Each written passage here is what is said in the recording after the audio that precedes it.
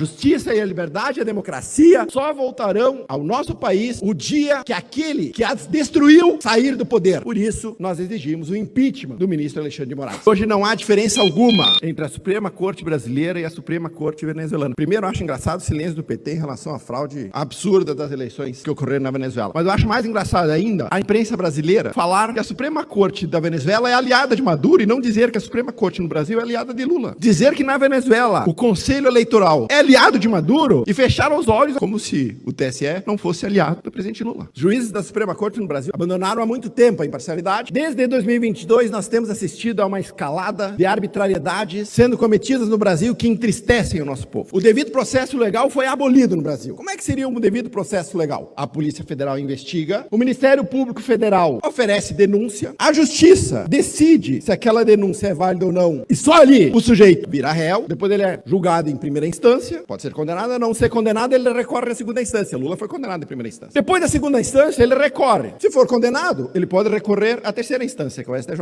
Lula foi condenado em segunda instância. Recorreu em terceira instância, ele foi condenado em terceira instância. Se você for condenado no STJ, você ainda pode recorrer ao STF, uma espécie de quarta instância no Brasil. Como é que funciona o devido processo legal de Alexandre de Moraes? Ele escolhe os alvos, ele investiga, se ele não encontra evidências, ele inventa, ele oferece denúncia, ele prende, ele não dá o amplo direito de defesa, porque os advogados sequer têm acesso aos autos dos processos, ele julga, depois deste julgamento, o condenado simplesmente não tem absolutamente a quem recorrer. Em alguns casos ainda, Alexandre de Moraes também é vítima de quem ele vai julgar. Este é o devido processo legal que estão sujeitos vários dos brasileiros, inclusive os presos de 8 de janeiro, invariavelmente de um único lado político. Nenhuma das mensagens revela uma perseguição de Alexandre de Moraes a alguém da esquerda. Todos eles, invariavelmente, eram parlamentares, aliados do presidente Bolsonaro, que eram perseguidos, utilizando o aparato do Estado para fazer relatórios para embasar perseguições políticas. Por muito menos, essa troca de informações entre quem investiga e quem julga invalidou os processos da Lava Jato. Baseado nesta decisão, todos os presos de 8 de janeiro deveriam ser soltos hoje. Todos aqueles que tiveram suas redes sociais bloqueadas, suas contas em bancos bloqueadas, seus passaportes apreendidos, devem ter as suas penas revogadas, porque o juiz é absolutamente imparcial. Nós sabíamos, só não havia o batom na cueca. O batom na cueca apareceu. Vem mais por aí. E para não deixar passar, Bolsonaro deve ter sua ineligibilidade revogada. Na esteira desses absurdos, o ministro Alexandre de Moraes ainda criou o tal do Centro Integrado de Enfrentamento à Desinformação e Defesa da Democracia. Este centro, revela Vaza Xande, foi utilizado para produzir relatórios que embasavam perseguição de opositores políticos. E repito, todos eles aliados do presidente Bolsonaro. É a isso que Elon Musk chamou de colocar o dedo na balança eleitoral. Como aquele juiz de futebol que apita falta para um lado, ignora a falta para o outro, dá cartão amarelo para um lado, não expulsa o outro. Este foi o papel do TSE nas eleições de 22. A Vaza Xande só corrobora. Nas redes sociais, que Moraes e o PT querem censurar, a esquerda saiu em defesa do ministro do Supremo. Uma novidade. José de Abreu, um imbecil reconhecido, chegou a pedir fechamento da Folha de São Paulo. Assim, desse jeito, para quem quiser ver. Defende a censura daqueles que eles não concordam. Qualquer sociedade civilizada, isso seria um escândalo. No Brasil, é só mais uma amostra de como a esquerda funciona. Calar e perseguir de modo autoritário todos aqueles que eles não concordam é o modus operandi da esquerda no Brasil. Tentaram fazer isso com a direita, não adiantou. Continuamos sendo a maioria neste país. E nós vamos continuar lutando contra a venezualização do Brasil. A normalidade democrática precisa ser retomada no Brasil. A justiça e a liberdade e a democracia só voltarão ao nosso país o dia que aquele que as destruiu sair do poder. Por isso, nós exigimos o impeachment do ministro Alexandre de Moraes.